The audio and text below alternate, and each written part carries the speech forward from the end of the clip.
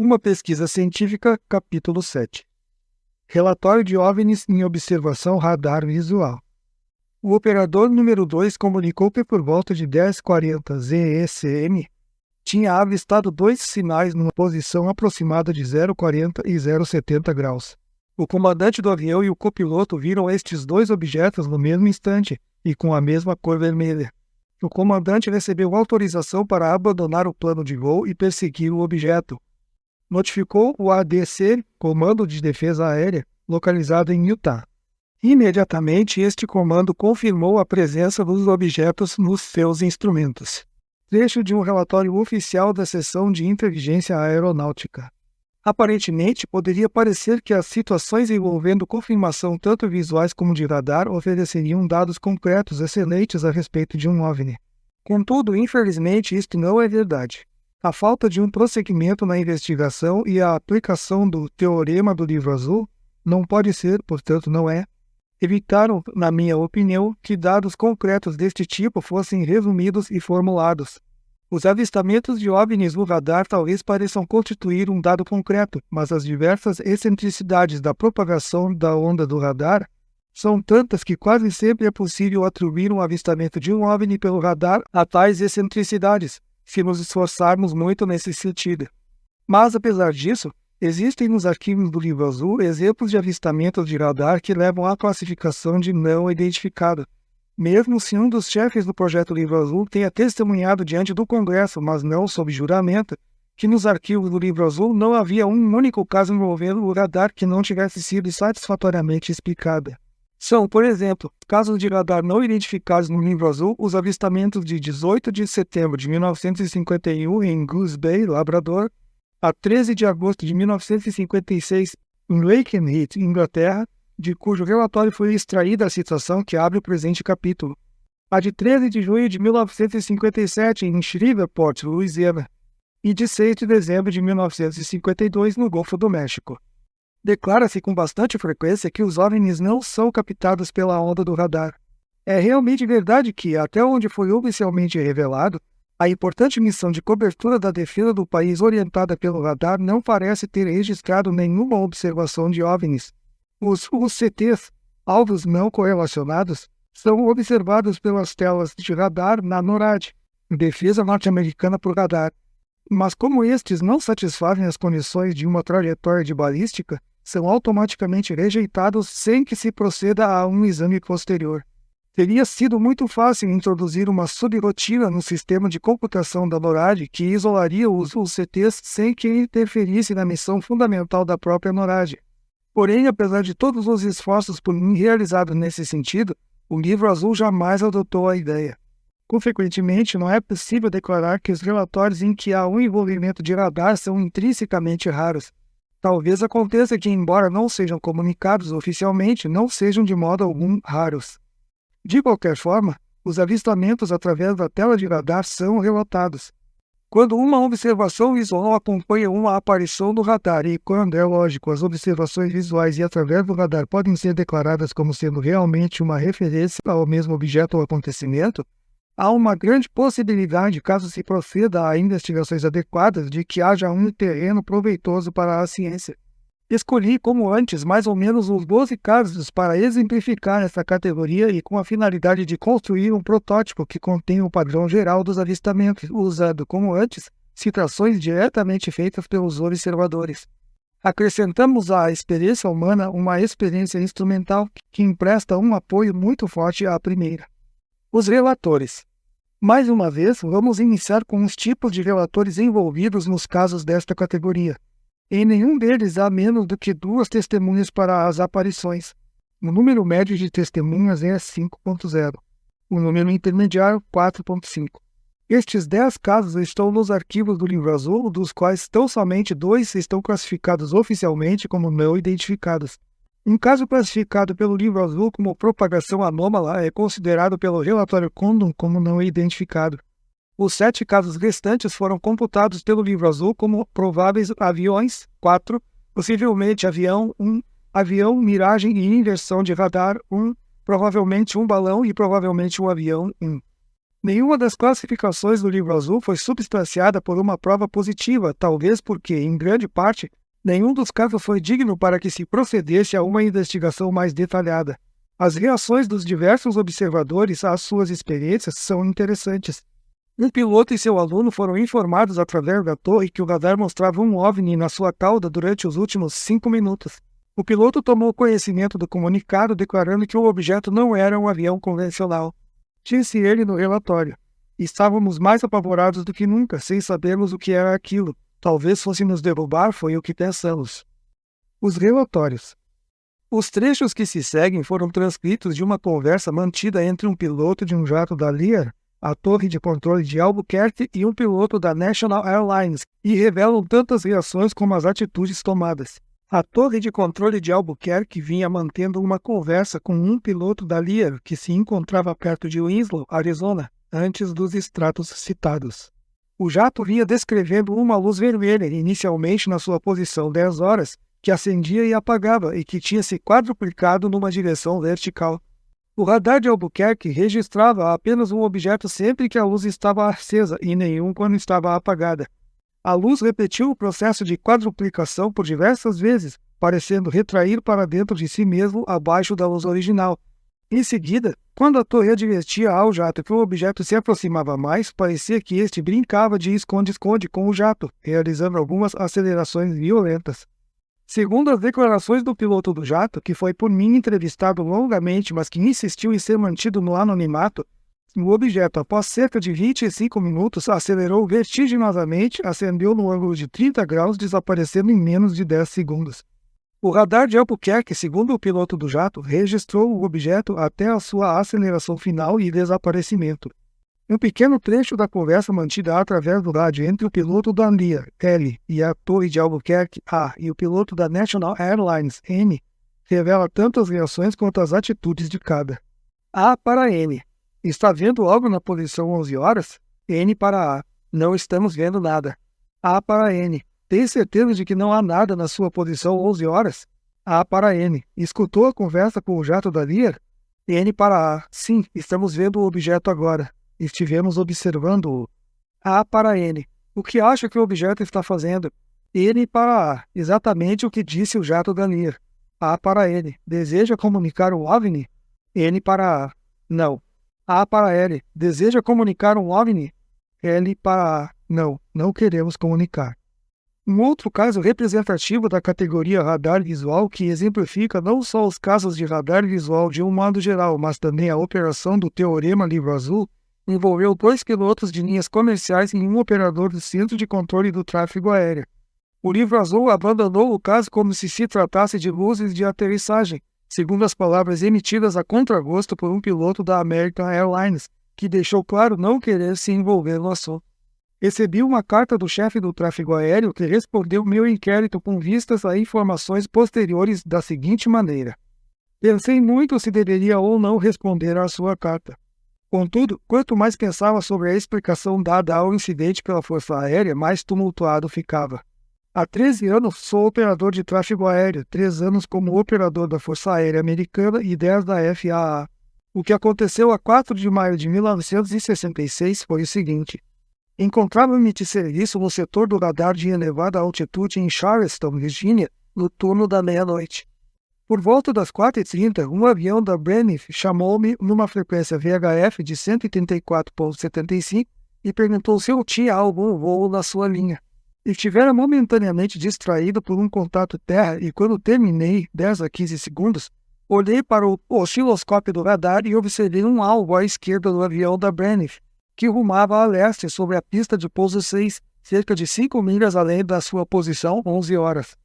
Comuniquei ao voo 42 da Braniff que desconhecia qualquer tráfego nas suas proximidades, mas que o radar registrava um alvo indefinido além da sua posição 10 horas. Contudo, o aparelho não registrava um sinal sonoro conjugado ao alvo assinalado, transponder, e provavelmente situava-se num setor de baixa altitude, 24 mil pés e mais baixo. O Braniff 42 declarou que o objeto não podia estar em baixa altitude porque se encontrava acima dele e baixando para a sua altitude, que era de 33 mil pés. Senti-me inteiramente sem argumento para poder lhe dar uma explicação, de vez que naquele momento só tinha 2 aviões sob meu controle, o seu voo e um da American Airlines, cerca de 20 milhas atrás dele. Perguntei ao Braniff 42 se podia me fazer uma descrição do objeto, julgando que talvez se tratasse de um avião de pesquisa da Força Aérea ou possivelmente um veículo tipo U-2. Braniff 42 respondeu que fosse o que fosse, não era um avião, que o objeto emitia luzes brilhantes que consistiam alternadamente das cores branca, verde e vermelha, e que, naquele momento, estava se afastando dele. Ao mesmo tempo, o voo da American Airlines que vinha atrás do da Braniff, que estava utilizando a mesma frequência, perguntou ao da Braniff se estava com as luzes de aterrissagem acesas. Braniff respondeu negativamente. Ainda que o avião da Braniff estivesse com as luzes de aterrissagem acesas, o outro piloto não poderia ter avistado nada mais do que um clarão embaçado, pois estavam rumando na mesma direção e com uma distância de 20 milhas entre si. O que para mim significa que o piloto da American Airlines viu o mesmo objeto brilhante. Assim que perguntei a ele se podia me fornecer maiores detalhes, recusou-se a fazê-lo educadamente. A maioria dos pilotos sabe que se houver um avistamento oficial de um OVNI, devem, ou pelo menos deveriam, redigir um relatório completo assim que aterrissarem.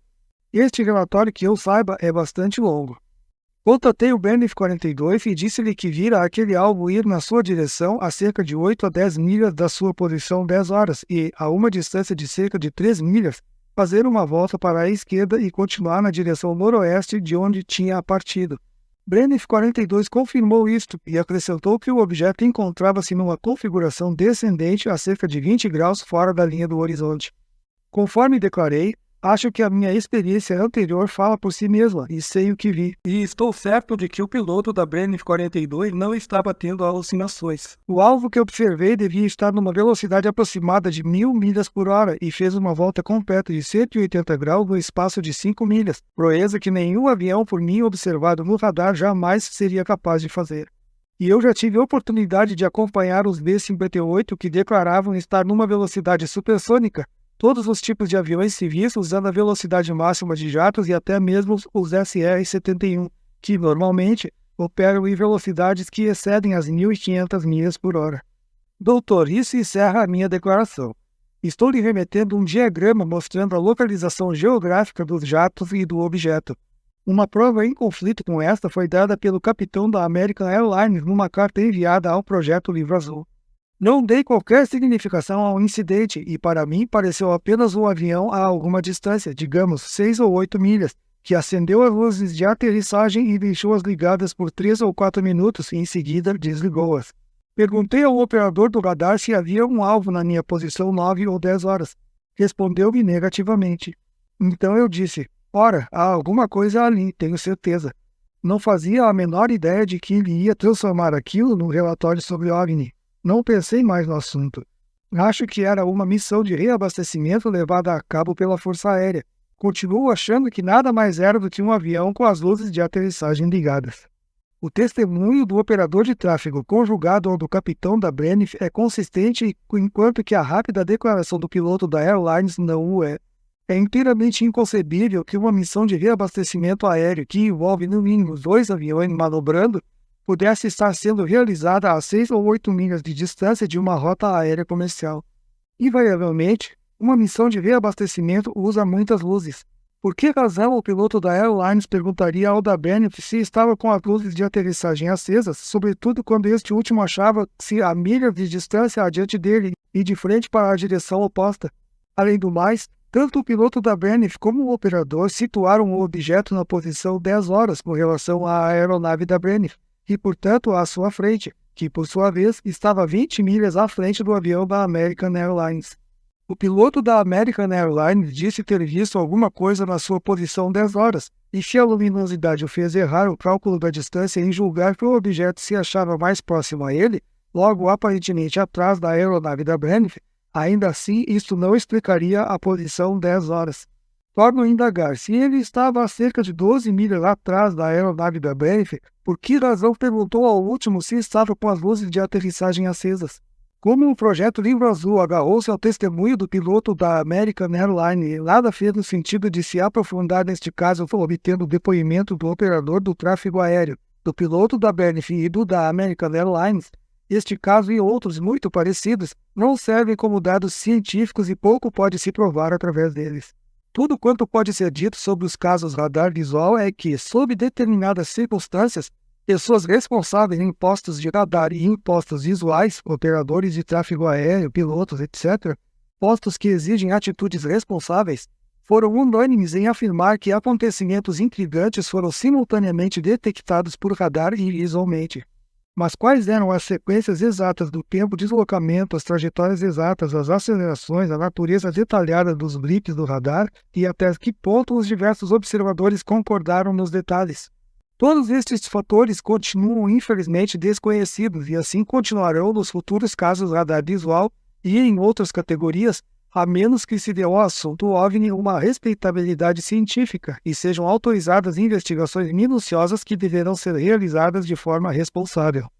No que diz respeito ao protótipo da categoria radar visual, pode-se dizer que o operador de radar observa um blip na sua tela que, declara ele, é definido, é análogo ao tipo de blip dado por uma aeronave grande, não é resultante de um mau funcionamento e não se parece com um fenômeno meteorológico.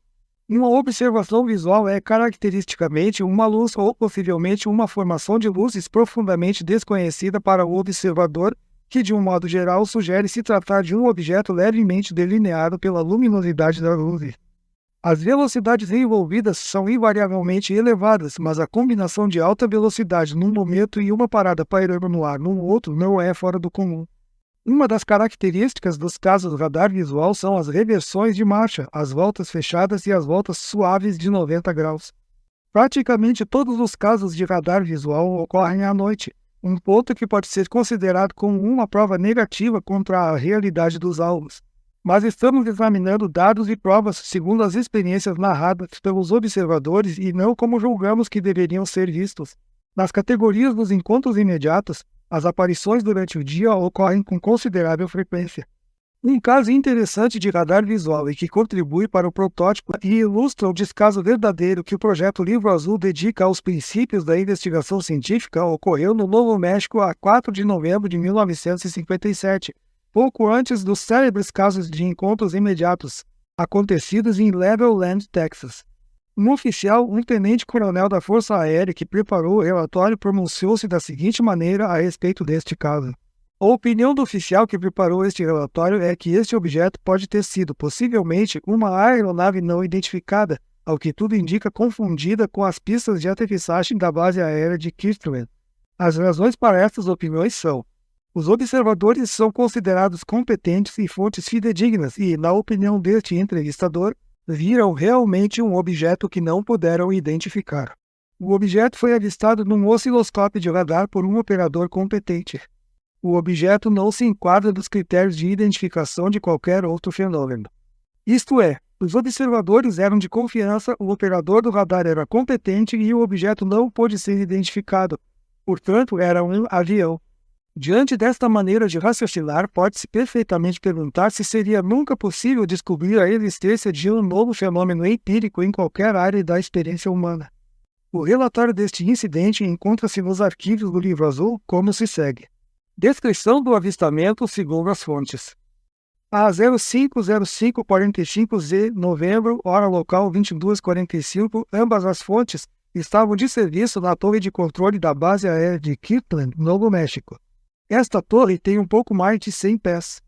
Um dos operadores olhou para o céu para ver as condições das nuvens e percebeu uma luz branca viajando para o leste, numa velocidade compreendida entre 150 e 200 milhas por hora, numa altitude aproximada de 1.500 em Victor 12, uma rota de altitude baixa.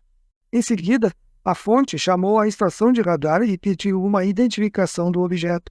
O operador do radar informou que o objeto encontrava-se aproximadamente a 90 graus azimuth do observador e desapareceu em 180 graus azimuth do observador na torre.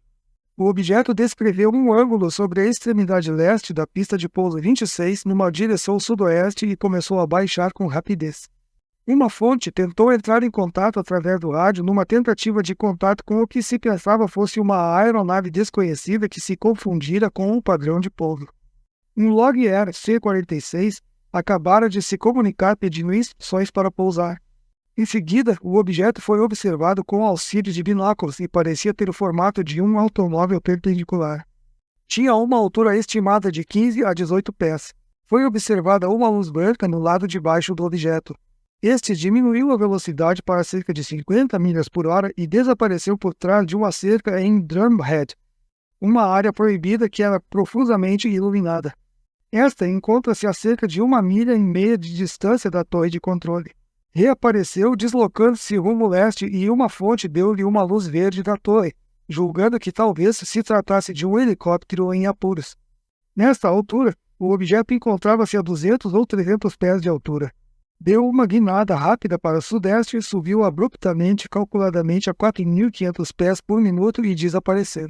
A fonte declarou que o objeto subiu como um jato, mais rápido do que qualquer helicóptero. Esta estimativa de ascensão foi feita pela fonte. Embora houvesse nuvens esparsas com muita névoa, a visibilidade era boa. Os veículos de superfície variavam entre 10 e 30 nós. As fontes observaram o objeto durante uns 5 ou 6 minutos, nos quais a metade do tempo através de binóculos. O oficial da Força Aérea que preparou o relatório declarou: as duas fontes, entrevistadas ao mesmo tempo, deram respostas idênticas a todas as perguntas e os relatos foram também idênticos. Ambos davam a impressão de serem pessoas amadurecidas e bastante equilibradas, aparentemente com um nível de inteligência bem acima da média e bem qualificados temperamentalmente para as severas exigências requeridas de operadores de torre de controle. Ainda que estivessem ansiosos por cooperar e desejosos de responder quaisquer perguntas, ambas as fontes pareceram ligeiramente embaraçadas por não poderem identificar ou dar uma explicação do objeto que eles têm certeza inabalável de ter visto. Na opinião do entrevistador, ambas as fontes são consideradas totalmente competentes e de confiança. Entretanto, o que disse o operador de radar ter visto no seu osciloscópio, ele que se encontrava fisicamente distante dos observadores visuais? A mensagem do teletipo que damos a seguir indica que houve um acordo entre a observação visual e a do radar, exceto no que diz respeito ao modo como o objeto desapareceu. Os observadores visuais declararam que ele ascendeu abruptamente numa direção sudeste. O relatório do radar afirma que o objeto desapareceu finalmente a noroeste, cerca de 10 milhas de distância da estação do radar. É possível que haja uma inconsistência quanto a isto, mas pode também ter acontecido que o radar tenha tido o objeto focalizado no osciloscópio por muito mais tempo do que os observadores que o viam a olho nu. O relatório do radar diz: o observador foi chamado pelo operador da torre para que identificasse um objeto localizado perto da extremidade leste da pista leste e oeste.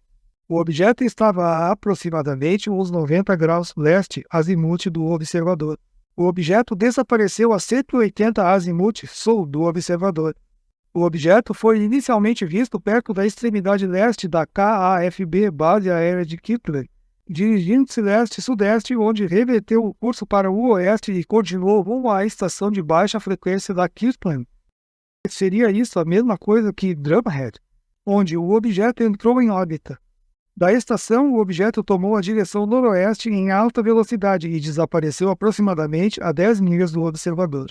O relatório do radar acrescenta algo que não foi notado pelos observadores visuais.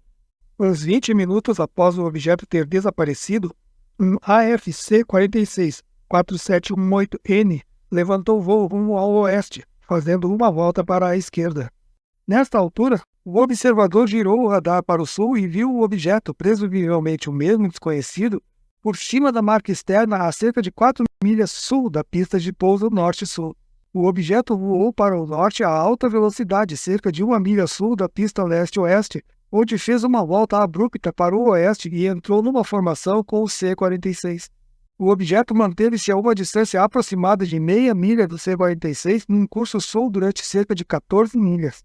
A seguir, o objeto virou para o norte e pairou sobre a marcação externa a cerca de 1 minuto e meio e depois sumiu do osciloscópio. A duração total do avistamento do radar, 20 minutos, contrariamente aos 4 ou 5 minutos do avistamento visual. O que se pode dizer, na verdade, a respeito de um caso radar visual igual a este? A concordância básica entre os relatórios do radar e o visual e a competência dos 3 observadores, na minha opinião, afasta as possibilidades de que sejam miragens, imagens falsas no radar, etc. Havia alguma coisa totalmente definida ali. Se tratava de um avião comum, podemos perguntar como seria possível que dois observadores visuais com um total de 23 anos de experiência em torre de controle não tiveram ao mesmo tempo capacidade para reconhecer a aeronave quando as condições de visibilidade eram boas.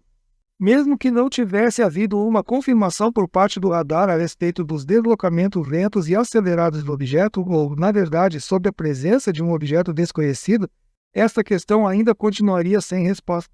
A descrição da aparência do objeto através dos binóculos, como um automóvel na vertical, também exigiria uma explicação. A falta de um prosseguimento apropriado, aparente inconsistências entre o modo de desaparecer registrado pelo radar e pelos observadores visuais deveriam ter sido checadas, e uma documentação muito mais detalhada sobre todo o incidente deveria ter sido providenciada. Mas a explicação do teorema do livro azul conduziu inexoravelmente a um avião desorientado como a única solução possível para o projeto Livro Azul. Os relatórios sobre radar visual oferecem um desafio todo especial para o investigador, pois prestam-se muito mais à investigação do que os relatórios sobre OVNIs das duas primeiras categorias por nós examinadas. Dois casos clássicos investigados pelo falecido Dr. James McDonald após terem se passado muitos anos foram tratados respectivamente na Flying Saucer Review e em Astronautics and Aeronautics. Asterisco. A subcomissão de OVNIs do Instituto Americano de Aeronáutica e Astronáutica, a IAA, após ter publicado seu artigo Appraisal of the UFO Problem, no número de novembro de 1970, do qual concluía que o fenômeno OVNI era digno de um estudo científico, anunciava que, de tempos em tempos, publicaria na sua revista casos selecionados de OVNIs para que seus leitores pudessem formar um julgamento próprio com relação ao problema. O caso de Lakenhead, estudado pelo Dr. McDonald, foi um dos casos escolhidos pela subcomissão. Por esta mesma razão, não há necessidade de serem tratados detalhadamente neste livro. Um aconteceu a 17 de julho de 1957 em Lakenhead, Inglaterra. O caso de Lakenhead envolveu dois operadores de radar terrestre isolados, um piloto militar e um operador da torre de controle aéreo. Foi objeto de investigações grosseiras e incompletas tanto por parte do Livro Azul como pelo Comitê Condon, cujas conclusões são, no entanto, dignas de nota. Em resumo, este é o caso mais intricado e fora do comum nos arquivos do radar visual. O comportamento aparentemente inteligente e racional do OVNI sugere um engenho mecânico de origem desconhecida como a explicação mais provável para este avistamento. Mas então, o bom senso parece agir em seu favor. Contudo, tendo em vista a inevitável falibilidade das testemunhas, as explicações mais convencionais deste relatório não podem ser totalmente excluídas. O relatório não insinua quais as explicações convencionais que poderiam satisfazer a situação. Numa outra parte do relatório Condon, este caso é novamente trazido à baila com a declaração insatisfatória. Concluindo, ainda que as explicações convencionais ou naturais não podem, de certo, ser excluídas, uma probabilidade desse tipo parece ínfima neste caso, e a possibilidade de que pelo menos um verdadeiro OVNI esteja envolvido parece ser bastante elevada. Nada mais foi dito ou conjeturado pelo relatório Condon a respeito do que seria este verdadeiro OVNI. As probabilidades, é claro, jamais provaram nada. Contudo, quando no decorrer de investigações sobre OVNIs são encontrados muitos casos, cada qual com bastante probabilidade de que tenha ocorrido uma observação empírica realmente nova, a probabilidade de que não tivesse sido observado um fenômeno novo torna-se muito pequena e menor ainda à medida que aumenta o número de casos. Portanto, as chances de que haja realmente algo novo são muito grandes e qualquer jogador da mesa de jogo, percebendo tais vantagens, não hesitaria em apostar forte. Este ponto precisa ser enfatizado. Qualquer caso OVNI, quando analisado isoladamente, sem se levar em consideração os dados reunidos universalmente, presumindo-se que estes já passaram através do filtro de OVNIs, pode quase sempre ser refutado, pressupondo-se que neste caso em particular ocorreu um conjunto de circunstâncias de baixa probabilidade. Porém, às vezes, acontecem realmente coisas estranhas e coincidências de muito pouca probabilidade. Mas quando casos deste tipo se acumulam em quantidades respeitáveis, deixa de ser cientificamente correto aplicar o mesmo raciocínio que se aplicaria a um caso isolado. Logo, a chance de que um caso OVNI profundamente investigado por testemunhas excelentes possa ser qualificado como uma interpretação errônea é, sem dúvida, muito pequena, mas limitada.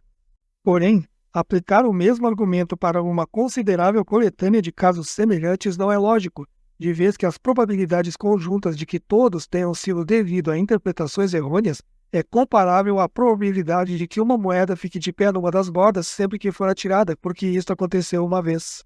Asterisco.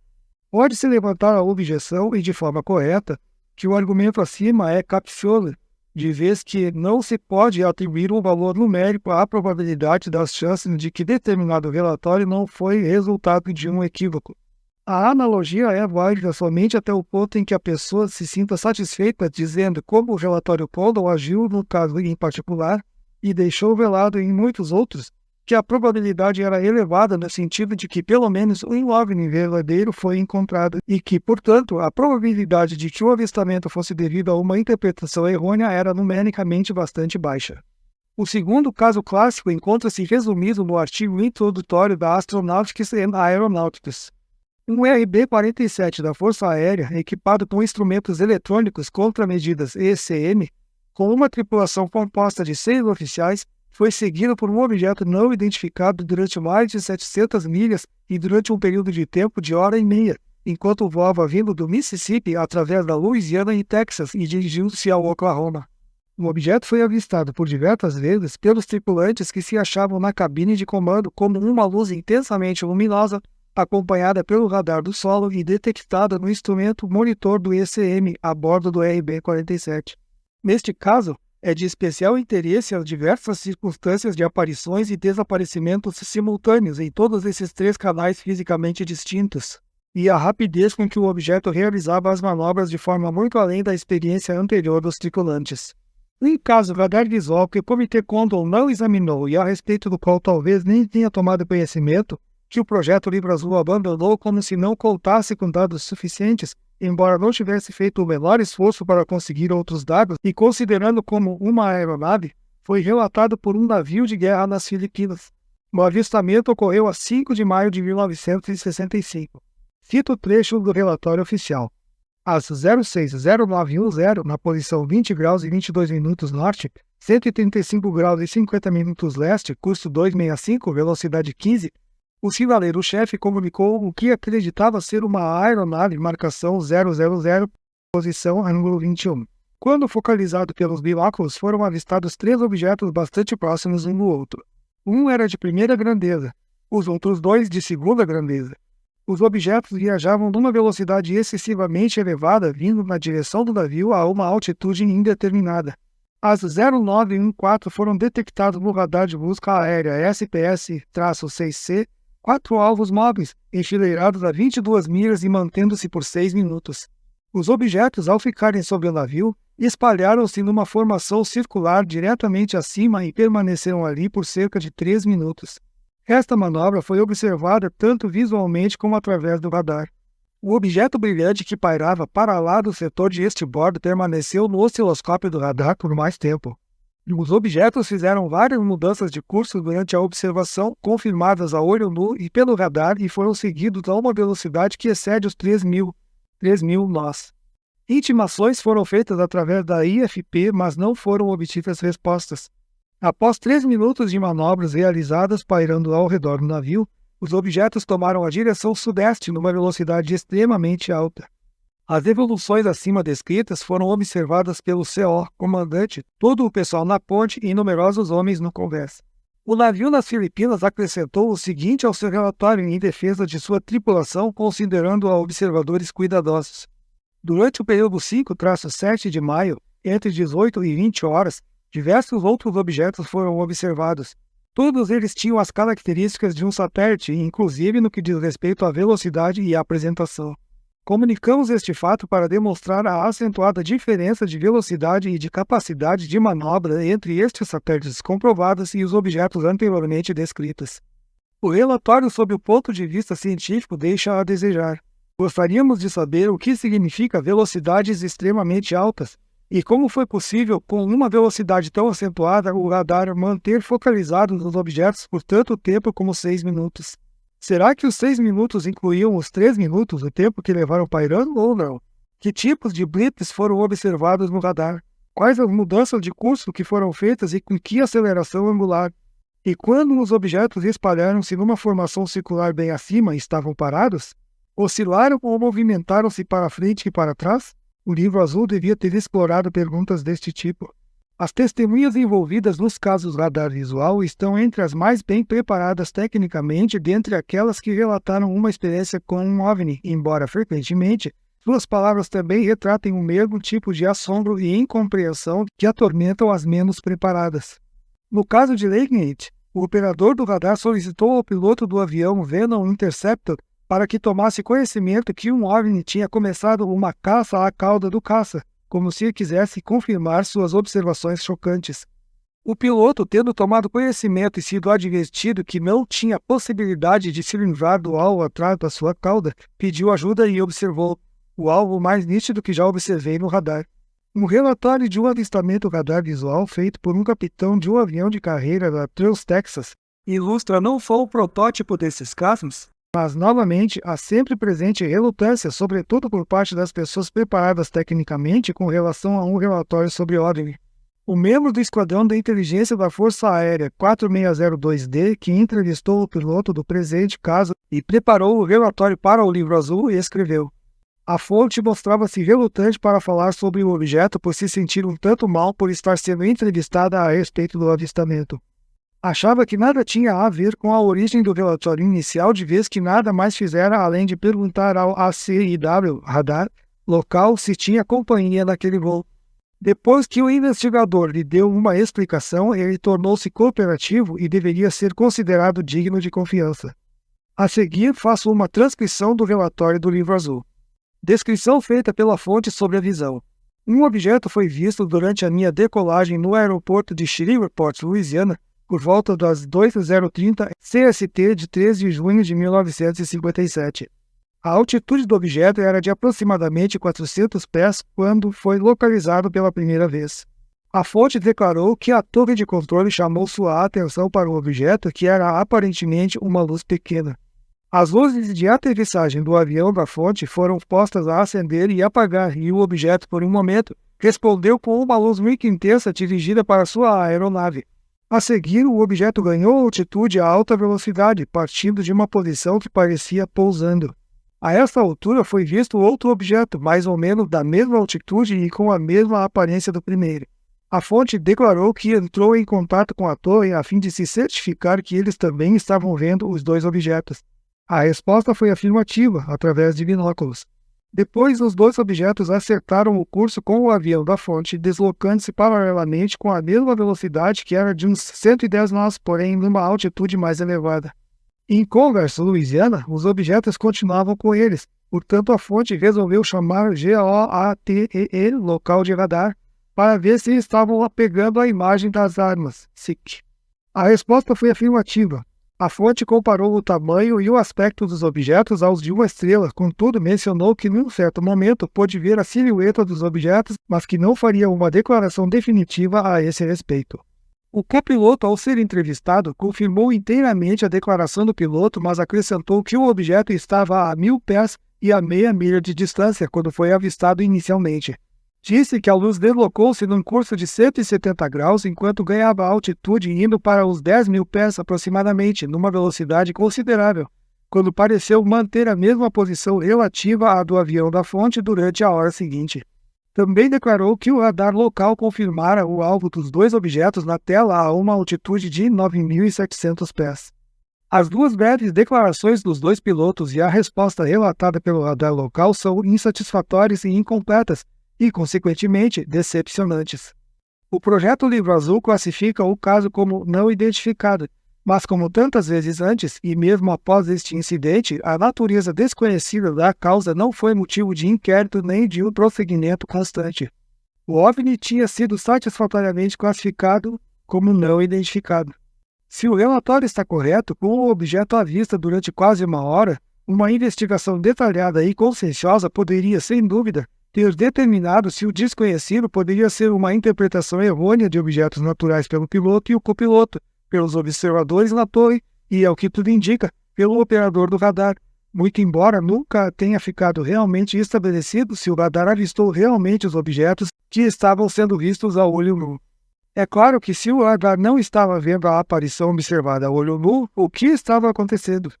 Os casos até aqui descritos servem muito bem para estabelecer o protótipo da categoria radar visual. Os bons casos radar visual devidamente pesquisados são raros. Aqueles que existem, no entanto, não podem ser esquecidos facilmente. O caso a que já nos reportamos envolvendo um RB-47 inteiramente descrito em Astronautics and Aeronautics, julho de 1971, deve ser, não resta dúvida, tratado seriamente e considerado como um exemplo indiscutível de um fenômeno estranho. Não se pode, de forma alguma, discutir o caso como o resultado de uma má interpretação ou um mau funcionamento do radar resultante de um efeito de propagação anômala. Este encontro radar visual aconteceu a 17 de julho de 1957, enquanto um avião eletrônico especial voava pelo Mississippi, Louisiana, Texas e Oklahoma. Não se tratou de forma alguma de um acontecimento localizado de curta duração. Envolveu tripulações no solo e no ar e diversas instalações de radar. Antes, nesse mesmo ano, a 13 de fevereiro de 1957, ocorreu um caso radar visual desafiador na base aérea de Lincoln, em Nebraska. O resumo no livro azul diz o seguinte: os objetos foram observados a olho nu por 3 operadores de controle e pelo diretor de operação, que se encontrava na cidade para supervisionar uma missão aérea. Os objetos também foram observados no radar através das operações NCOIC e GCA, 2 estações diferentes de radar. Foram observados durante um período de 3 a 5 minutos. Cada objeto estava a cerca de 5 a 6 milhas mais atrás de um avião comercial e deslocava-se com o dobro da velocidade deste. Um dos objetos partiu-se em 2 e o outro fez uma volta de 180 graus. Todos os observadores foram interrogados através de IFF, mas nada responderam. A estimativa visual dos objetos quanto ao seu tamanho não foi possível, mas o operador do radar declarou que o blip no seu osciloscópio era praticamente do mesmo volume daquele emitido pelo B-47. Os objetos davam a impressão de ficarem imóveis, depois acelerar e correr embora.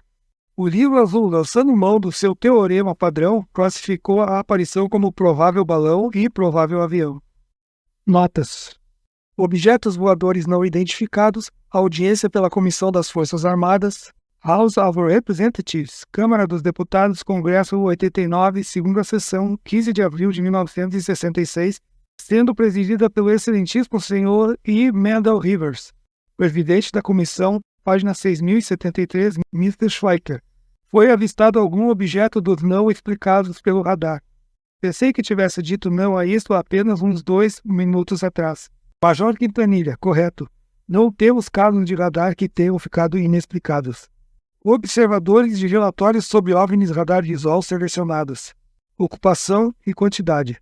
Operadores de radar, 15. Operadores de controle do aeroporto, 7. Tripulantes do navio, 6. Pilotos militares, 6. Pilotos comerciais, 5. Aviadores militares, 3. Pessoal da ponte do navio, 3. Passageiros de aviões particulares, 2. Aviadores segunda classe, 2. Aviadores terceira classe, 2. Aviador primeira classe, 1.